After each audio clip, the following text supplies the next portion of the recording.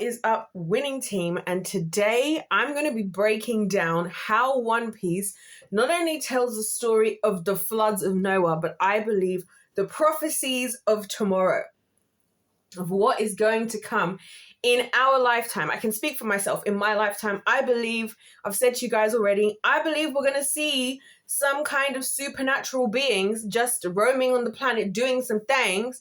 And all of a sudden, what sounded crazy before makes all the sense now. So I'm probably going to split this up into sections so that you guys can so it's not just one super duper long video. I know I talk a lot, guys. Listen, all I do is think, okay? I spend 8 hours a day thinking. So it's really hard for me not to talk so much, but I'm going to try. I'm trying my best. But yes, so I'm going to introduce this whole concept to you guys and how I came to this, because there's a reason why I'm so obsessed with One Piece. There's a reason, right? And it was very clear to me very early on where this was all going. And then there was a moment that came at the end, which the last episode that aired before the break was episode 1122. Did I watch all of One Piece over the last 2 years? Yes, I did. Do I have any regrets? Absolutely not. There are so many other things that I did that I do regret instead. And I was hooked because I was like, Oda knows something. So if you guys don't know, Oda is the writer of One Piece. And obviously I know that, we've talked about this before. Does life imitate art, or does art imitate life? And obviously I believe art imitates life. And of course, life being God himself, Christ. And therefore, hence why everywhere you turn, you can't get away from these biblical themes. So for example, they have an Adam tree, which is the strongest tree. So the most strongest of ships are built out of the Adam tree. And there's a whole bunch of lore that goes along with that. Not to mention the Eve tree, the Noah's Ark. Well, no, there's an ark called Noah, right? And a flood. Listen, back it up, everyone. So I'm going to just tell you now, this is 100% obviously going to be spoilers, because if you haven't watched through all of One Piece, I've been obsessing.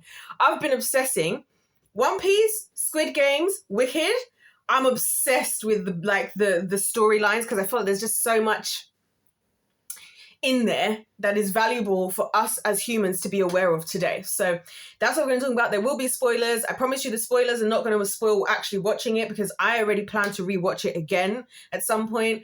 And I've been looking into the manga, the other stuff that's not already in the anime. So I've literally been One Piece, Squid Games, Wicked is at the forefront of my brain, because I feel like there's just so much in there. But we're talking about One Piece today anyway, so there will be spoilers, and but I don't think that it will make the story any less worth watching. In fact, for those people who don't get why the story is so long, maybe you'll get it. And also, I feel that I understand when people look at things in the Bible and biblical stories, that it can be a little bit hard to visualize exactly how things look and how things work.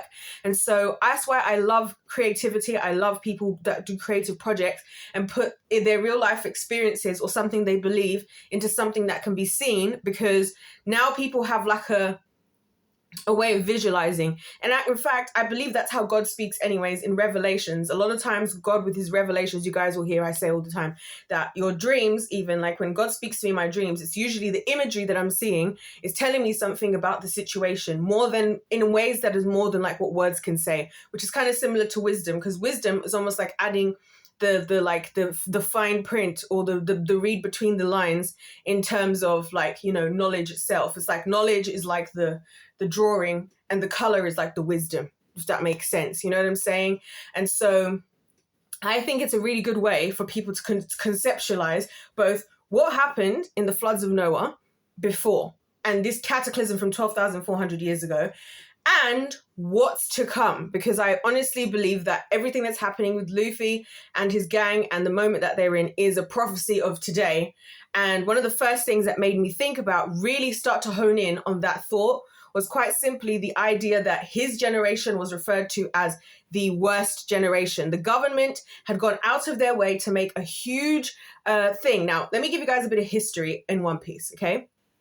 So where we're at in One Piece right now, you've got all of the pirates, right? So the last king of the pirates, the first and last king of the pirates, was Goldie Roger, who says he found this One Piece, right? And to find this One Piece, you have to find these poneglyphs that lead you there. The poneglyphs, like hieroglyphs, right? That have these ancient texts that only one tribe of people on one island knew how to read, which The government, of course, destroyed that place, but one person made it out, Nico Robin, who is now a Straw Hat Pirate on Luffy's team.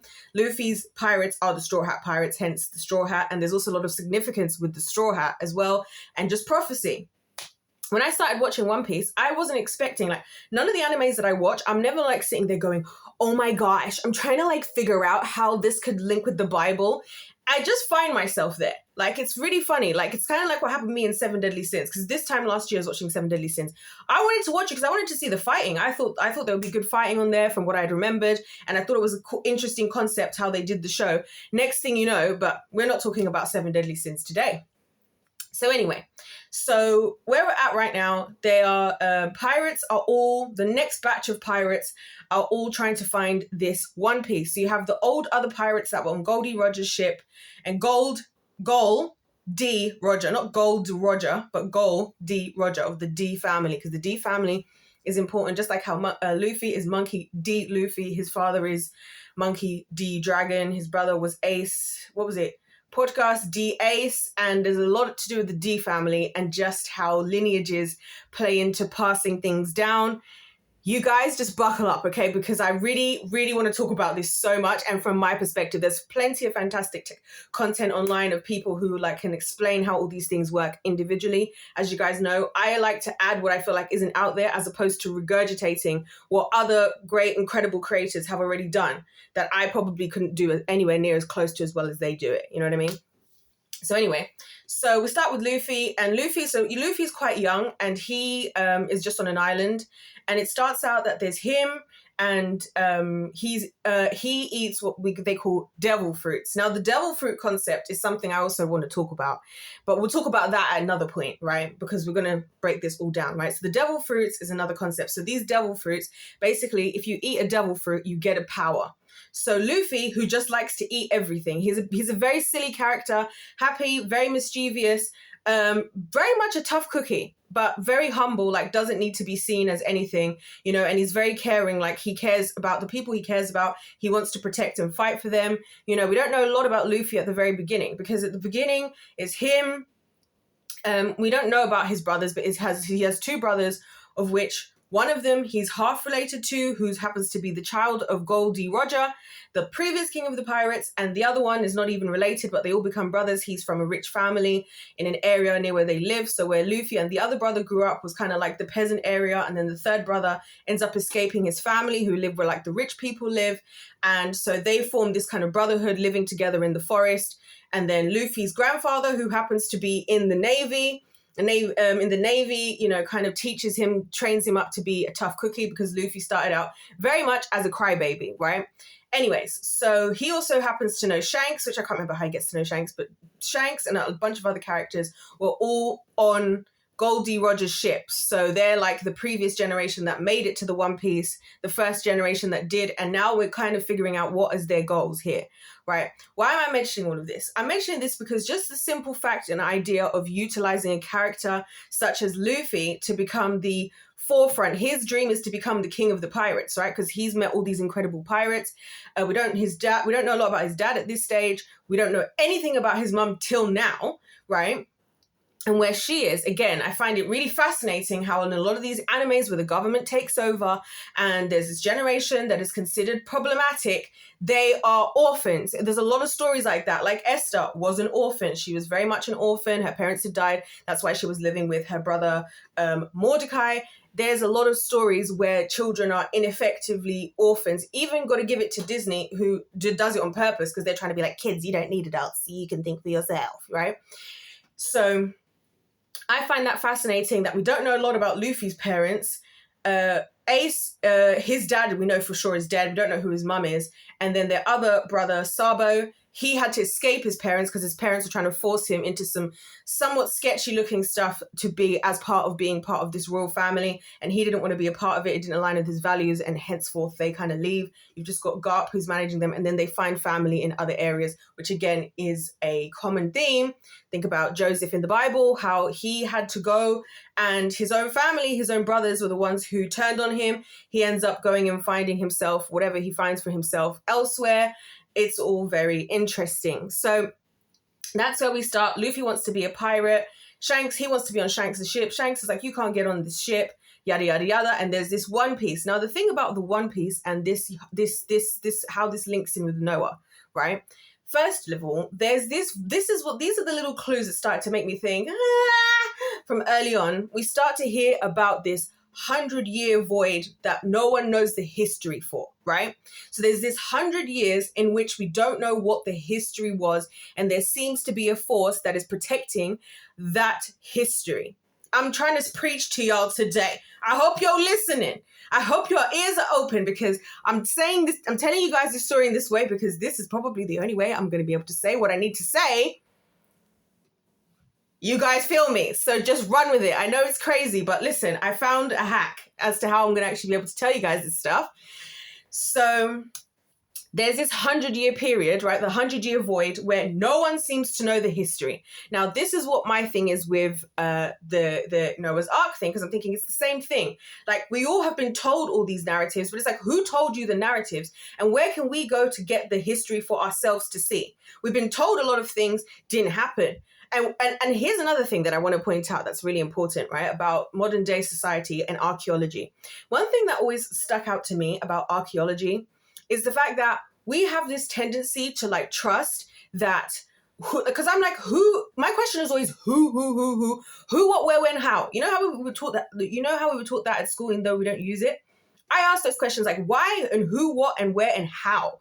I'm like, all of these archaeologists, how did these archaeologists, particularly in countries like in the West, I'm going somewhere. And particularly like with countries in the West, how do these people get all this access to all these places around the world where they could get to go into the tombs, into the pyramids, into wherever, and they get to do all the research, right? But then the average person, if I go and visit, I'm not allowed to go down there. And who's to say that they're not hiding things that they're finding? Who's to say, who decides what happens with the stuff that's found and what was found and where is it, right? Obviously, there's the unpopular thing of how, you know, people even joke over here about how the British Museum, where like it's basically the museum of colonialism, if we're being honest, because there's so much stuff in this country that didn't obviously come from here. And it's a bit off, like, you know what I mean? And this is all comes into why I'm doing this like, I guess it's a kind of a series-ish, but really it's just me having a lot to say and splitting into multiple videos, right? So we have this 100-year void where no one knows anything, and even you just starting to ask questions, we now meet our governing body in One Piece, the world government. And on that note, we're going to go on to part 2, where I'm going to discuss the world government and the structure and how it came to being and how it links again to this 100-year void. My opinion on Noah. Okay, stay with me. There will be a playlist. Obviously, you guys, as you know how I do. I'll be keeping y'all in the loop with my playlists so that, you know, you can go where you need to go to. So I'll catch you guys in part 2, because if life's a game, let's play to, and God bless you. God loves you. I love you. And I'll see you in my next one. Goodbye.